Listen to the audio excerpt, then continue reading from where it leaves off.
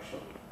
All right, ladies and gentlemen, it's a new week and a new moment, of course, to talk to Kenyans through the Reality Kenya. As usual, we are live from the landed corner with our usual guest, the Deputy Party Leader of Safina Party, Honorable Wakili Willis Otieno. Piki Ponki. How are you? I'm fine, thank you. It's a new week. It's a new week. A lot happened over the weekend. A lot is happening. We are seeing Kasongo. Yes. Trying to course in his failures to run this country in a way that makes sense to the people of Kenya. Yeah. And it's interesting, you noticed one of his CSs, the former Attorney General, and now CS for Public Service, Justin Muturi, came out to speak about abductions. And he said even his own son was abducted. Yeah.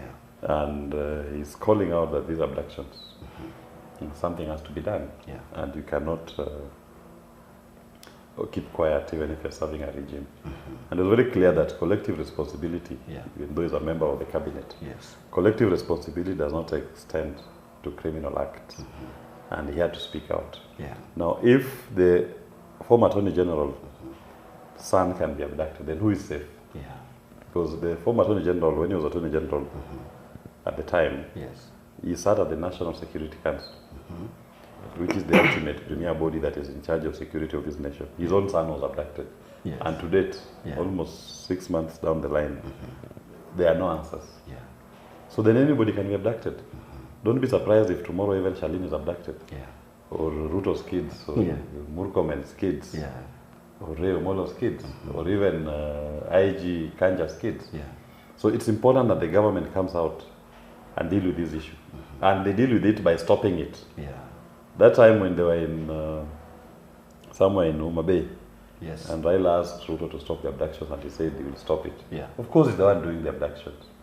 That's why he said he will stop the abductions. And you look at these abductors. Whenever there have been demonstrations, you see men in plain clothes, balaclavas, operating within the presence of police officers. They are the ones who do these abductions. So the regime is aware, and they're doing it for the benefit of the regime. Look at the profile of people being abducted. These are people who are seen as critical to the regime, and they actually essentially not doing anything illegal. They're just asking questions and raising concerns about the governance of this country. And the response cannot be to abduct such a person. And one message that I have to the regime, and its apologies, the crimes against humanity, the components of it include forced disappearances and abductions. And where we sit today, these abductions are systemic, they are widespread, and they are organized, and they are against the civilian population. Those are the key essential ingredients of the crimes against humanity that is known as forced disappearances and abductions.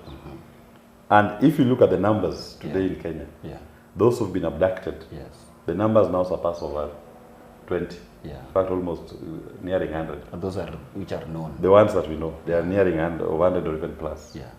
So it is, and these are civilians being abducted. So we can see it's systemic, it is targeted at civilian populations, and it is widespread. So the essential ingredients of the crimes against humanity or forced disappearance and abductions has been met. The threshold has been met. So we are no longer dealing with municipal crimes. We are now dealing with international crimes against humanity. And these are crimes against humanity.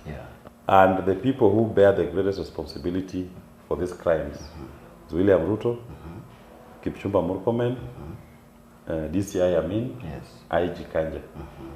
They're the ones who bear the greatest responsibility for these crimes. And as this continues, those four that I've mentioned, they should start preparing their defenses, either in Kenya, under the ICA Act, National Crimes Act, or at the ICC.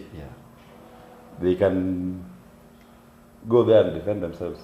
Or we are going to invoke universal jurisdiction.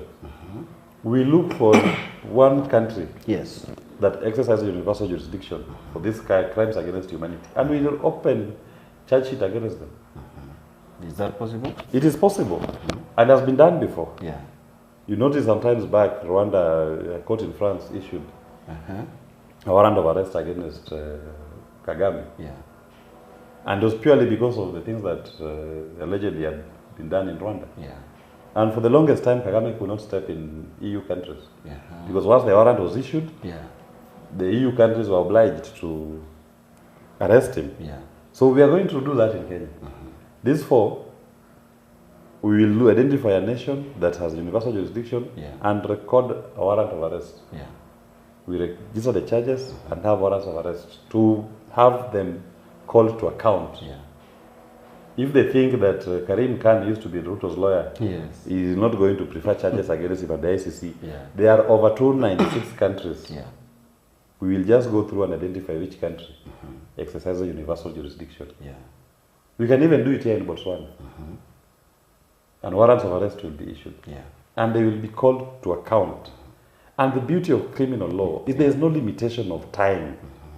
There's no limitation of action that you say, this thing happened last year, this thing happened 10 years ago. No. Our young people, the ones who are bearing the brunt of this repressive regime, you have the advantage of time over them. They will not be in those offices forever. They will one day leave. Even if you don't hold them to account today, even if they think they're going to use the power of the gun to suppress your voices, just collect the evidence. We will have them prosecuted even once they leave office, even in their old age. As I speak here today, those who are involved in the Nazi Holocaust, some of them in their 90s are still being brought to court when they are found. So even these four, once they leave those offices, once they lose the control, we will have them answer to the crimes against humanity that they have committed against the people of Kenya. Because we cannot have a situation where in Kenya, people commit crimes against humanity and they are rewarded by being appointed to high office. Tomorrow, we are in court over Baby Pendo. The killings that took place in Kisumu in 2017. Baby Pendo was a 2-month-old baby. Killed, bludgeoned to death in her baby coat. The police commanders responsible are now crying in court here, trying to defer their charges. Unfortunately, the DPP, Igonga, and his officers are now acting as if they are the defenders. They are the lawyers for the accused persons. They are trying to stop the accused person from taking plea. Ostensibly, because one accused person is not in court. How many times have we seen Kenyans charged there? You are charged with others not before court. Criminal responsibility is individual, not collective. Those 11 who are still in court must be arraigned. They must take their plea. As we wait, as they look for the one who is escaping. Individual. That cannot be an excuse for the plea to be deferred. And we must call out DPP Igonga. This is wrong. You are acting as an abuser of the law when you purport to have the charges deferred because allegedly one accused person cannot be traced.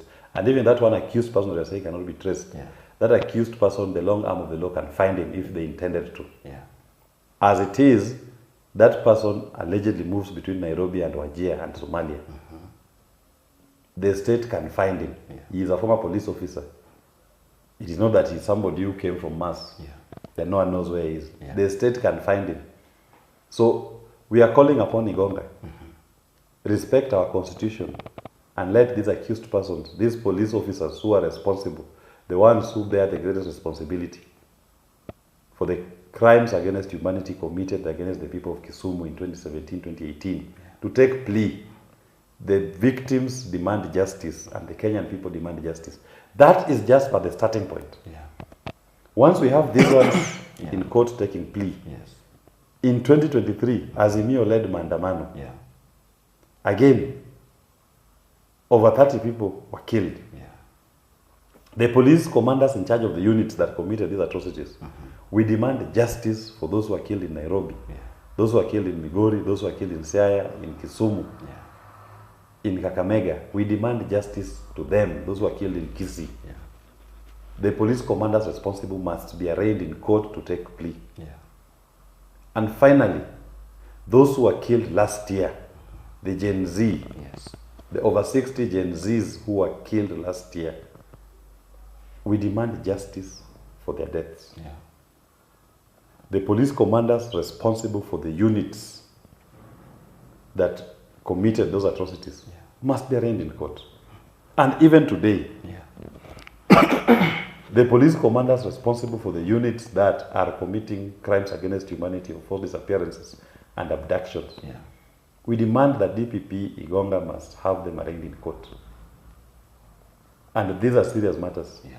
And if we cannot see any action from him, even him, he must be served with a notice that when the time comes, we will call him for being an abettor.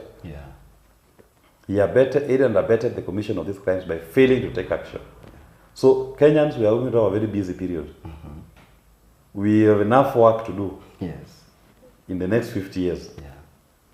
Going after all these people who've undermined our constitution, these people who have acted with impunity to violate our constitution, these people who have failed to respect the dignity of human life, these people who have superintended over killings of humans as if they mean nothing. We have a lot of work to do. We must collect the evidence, we must bid our time, and we must make sure that the justice is served. And these people are arraigned in court. Don't be dismayed that they are in office today. We've seen more powerful people in those offices before. And they've left. These ones will also leave. Collect the evidence, get ready for action. They may enjoy today, but tomorrow they will not enjoy any retirement. Their retirement will be at committee. If not committee, Kodiaga. If not Kodiaga, Naivasha maximum. If not Naivasha maximum, they go to hangman's noose. They should be hanged until they die. And talking about this abduction, as we move towards our next conversation, is that we also saw a Tanzanian citizen being abducted just weeks or months after Kizza Besigye from Uganda was abducted. All these are now happening in this country from different countries. We have citizens from different countries. What do you think this is sending even to the outside world as you know, this is why I say, when I look at some ODMers stupidly supporting Kasongo, that because Kasongo is supporting Raila to become the AU chairman. These are the things that will make Raila not become AU chairman. If you are looking for the reasons, if Raila is going to lose this election, it's because of this kind of things. Because what message are you sending? What message are you sending to the rest of the continent? Because number one, it means that this country does not believe in the rule of law. This country is a concrete jungle that anything goes. This is just a gangster republic. And I told you last year, some of these presidents you are seeing have suffered in the hands of an oppressive regime before they became presidents. Then now, we are seeing this happening in Kenya because of people holding contrary views to the regimes in their own countries. That the Kenyan response is to arrest them and reform them, send them back to their countries to face persecution.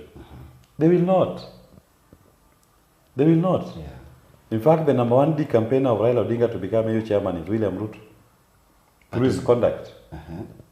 But he's outside there campaigning for him. He is outside there advertising how repressive he is. And this could have made sense in the old Africa. The old Africa, where almost 100% of the leaders were dictators.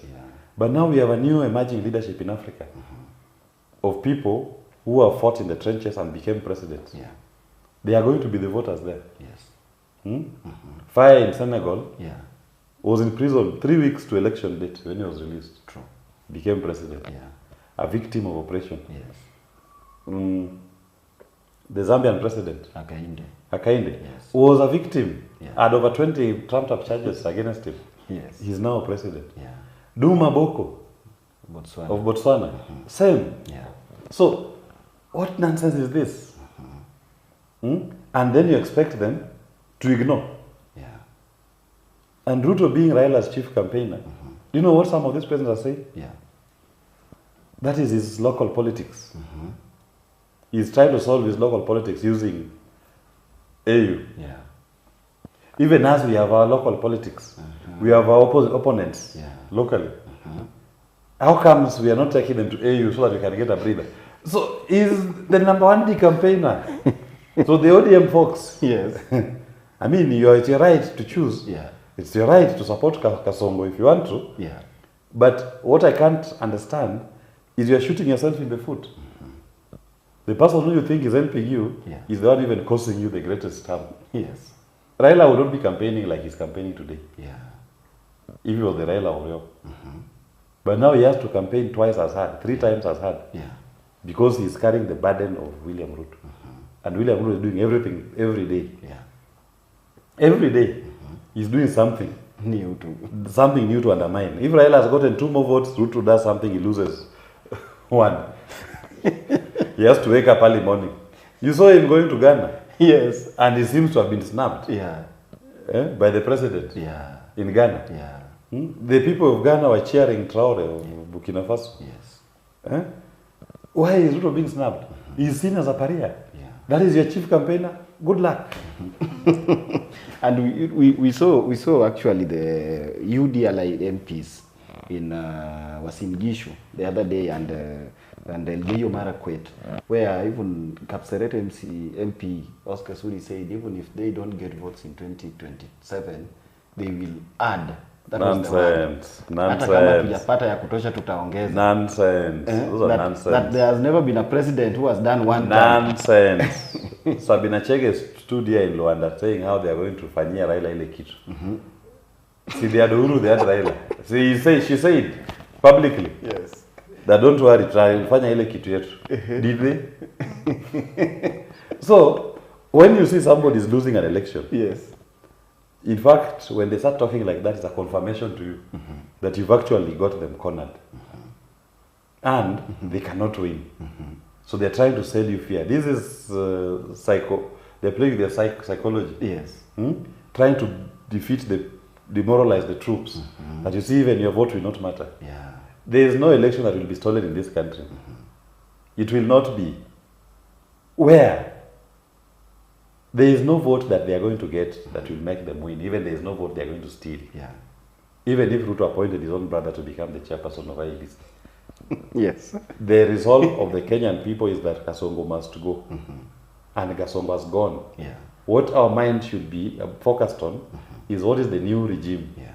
What will be the new leadership be about? What do we want to achieve? Yeah. We start interrogating those who want to be leaders. What is it that you offer? Yeah. And we want to see tangible commitments to change the lot of the people of Kenya. Yeah. So when you see Ruto comes from Ghana, because he had been snapped in Ghana, the first stop is to go to his Rift Valley backyard, where in fact he's also facing a lot of opposition. They have to pay people to attend those rallies. Yeah. Use school buses to ferry people all over. Yes. Because he wants warmth. He just wants warmth.